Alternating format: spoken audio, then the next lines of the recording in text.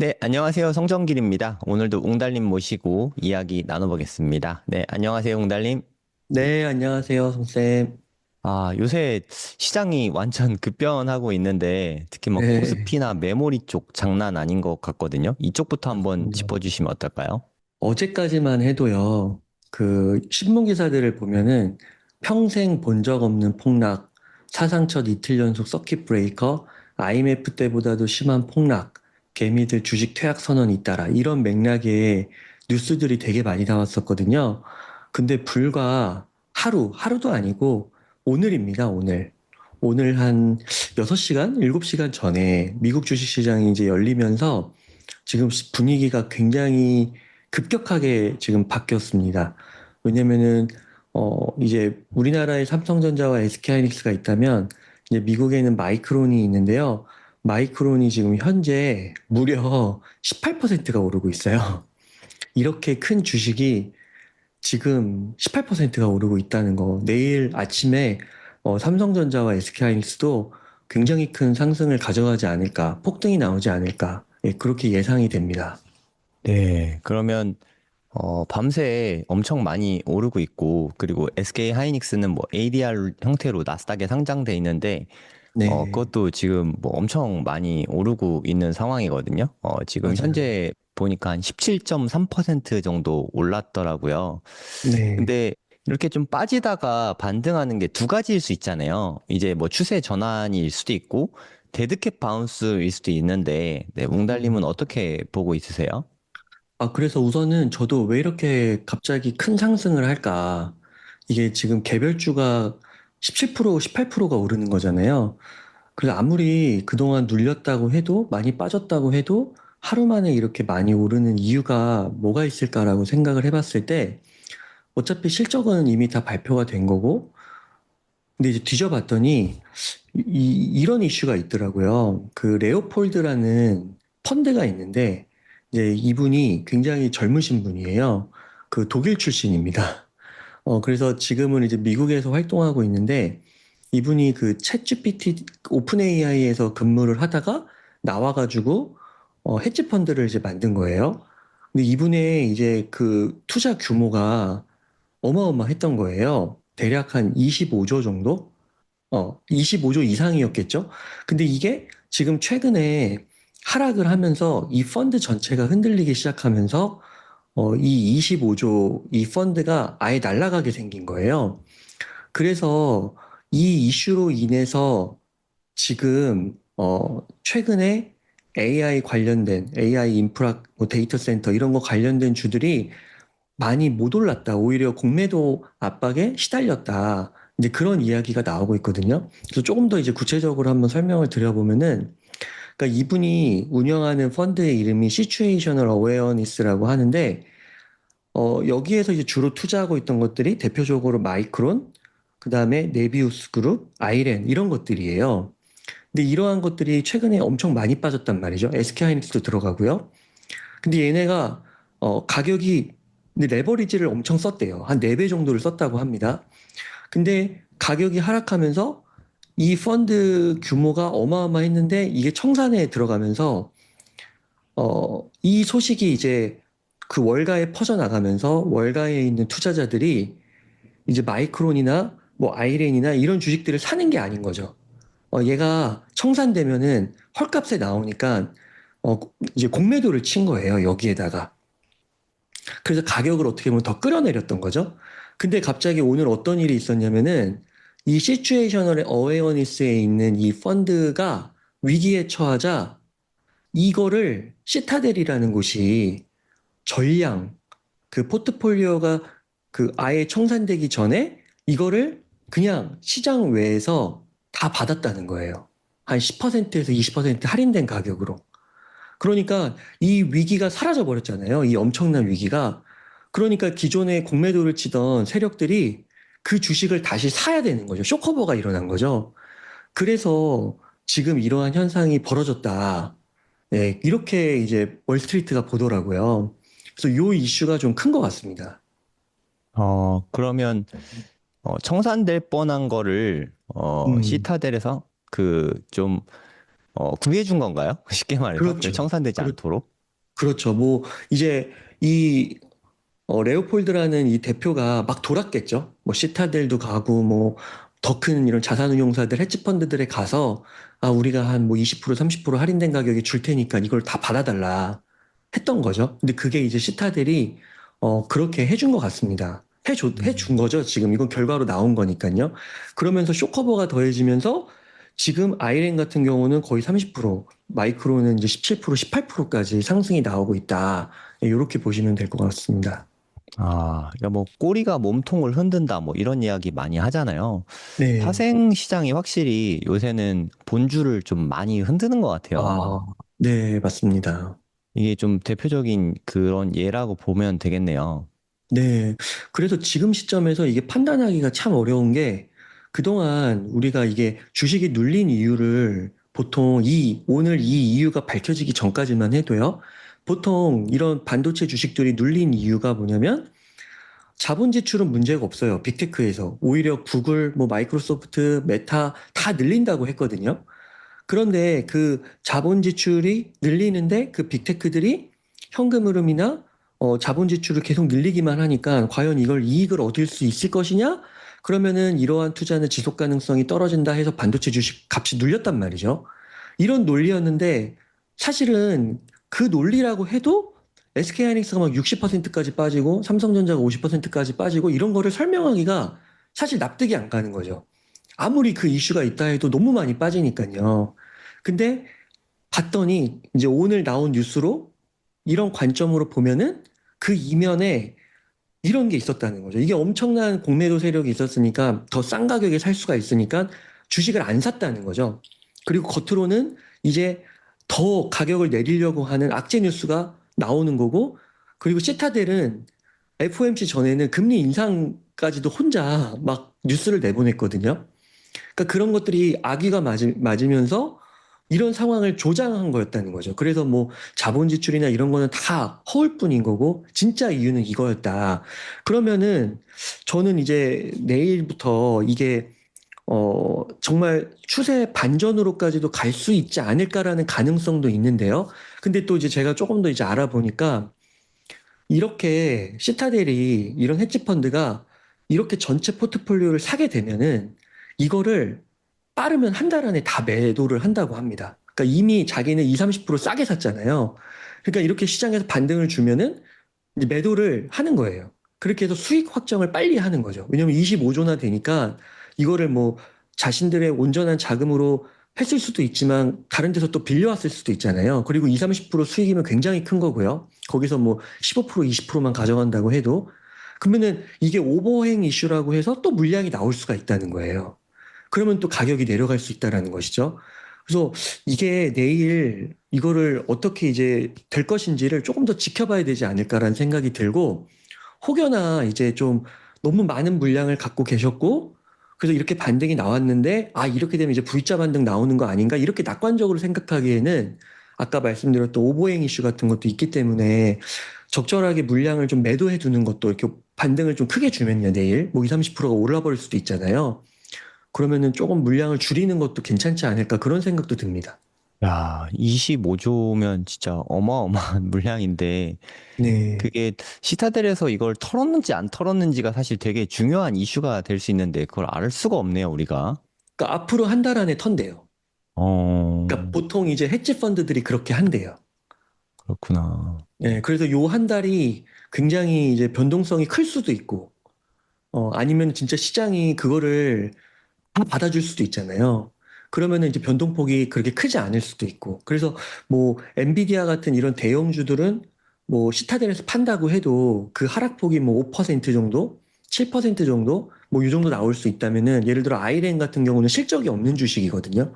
그러니까 이런 애들은 막 15%, 20%까지도 흔들릴 수가 있기 때문에 잘 판단하셔야 된다는 것이죠. 예전에 그 2021년에 변동성이 암호화폐 쪽에 엄청 났잖아요. 네. 요즘에 메모리나 뭐 이렇게 반도체 쪽 시장을 보면은 그때 암호화폐 저리 가라 할 정도로 변동성이 좀 센 것 아, 같아요. 맞아요. 이 말이 요즘에 안 되죠. 네네. 뭐 오를 때도 뭐 그러니까 말도 안 되게 오르고 빠질 때도 말도 안 되게 빠지는데 뭐 그 네. 원인이 시타델 뭐 이 이슈 때문에 그런 걸까요? 네, 그런 것도 있고 우리나라에서는 또 두 배 레버리지 그리고 이제 뭐 대출도 있고요. 네. 그런 것들이 다 더해지면서 이러한 것들이 조장된 것이 아닌가 싶고, 그 실제로 지금 이제 월스트리트 기사를 보니까 그 과거에 97, 8년 정도에 LTCM이라고 해서 롱텀 캐피탈 매니지먼트라는 그 사건이 있었거든요. 네. 근데 그게 그 노벨 경제학상 수상자들이 거기 안에 들어갔어요. 그 팀에. 그래서 그게 굉장히 유명했거든요. 그게 이제 우리나라에 저도 그 책을 읽었는데 천재들의 실패라는 책으로 있습니다. 근데 그게 뭐냐면은 아까 성쌤께서 얘기하신 그런 파생 상품의 꼬리가 그 몸통을 뒤흔드는 거예요. 그것 때문에 진짜 미국에서도 구제금융 비슷한 행위가 벌어지기도 했고 러시아는 이제 국가 부도가 난 거죠. 그러니까 그런 것들이 진짜로 있기 때문에 그런 것들을 우리가 이렇게 세세하게 다 파악할 수가 없잖아요.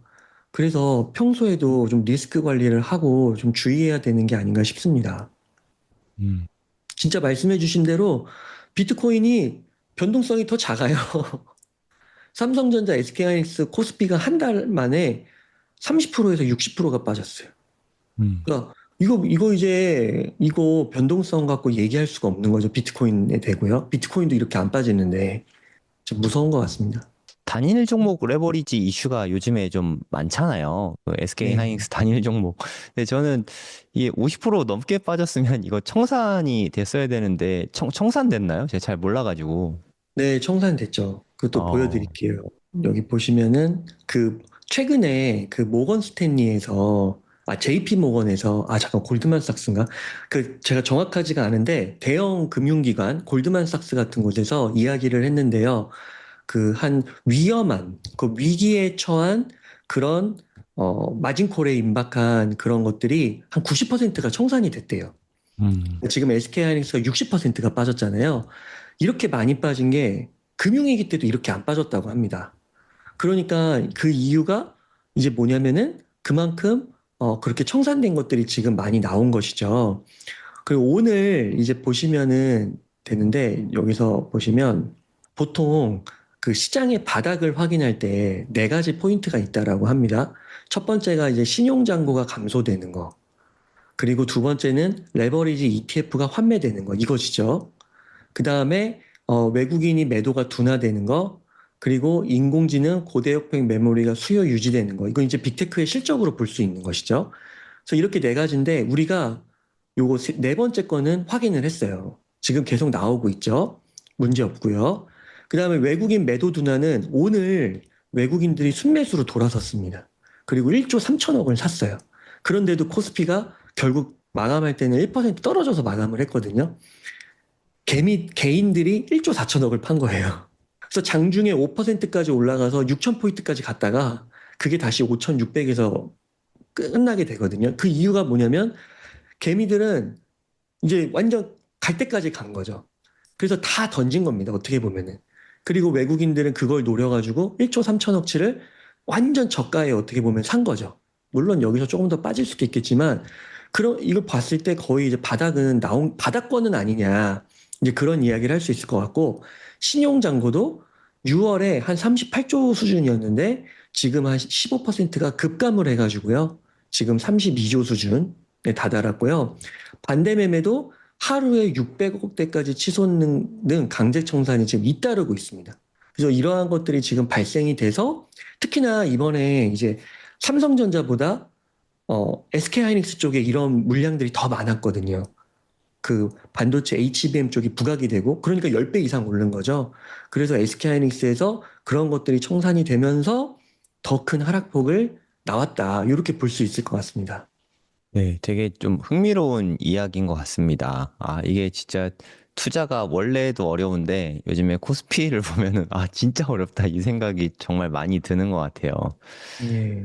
그러면 앞으로 이 단일 종목 레버리지 투자는 어떻게 하면 좋을까요? 이미 만약에 들어가 있거나 그러신 분들은 그럼 일단은 좀 팔아야 될까요? 어떻게 하면 좋을까요?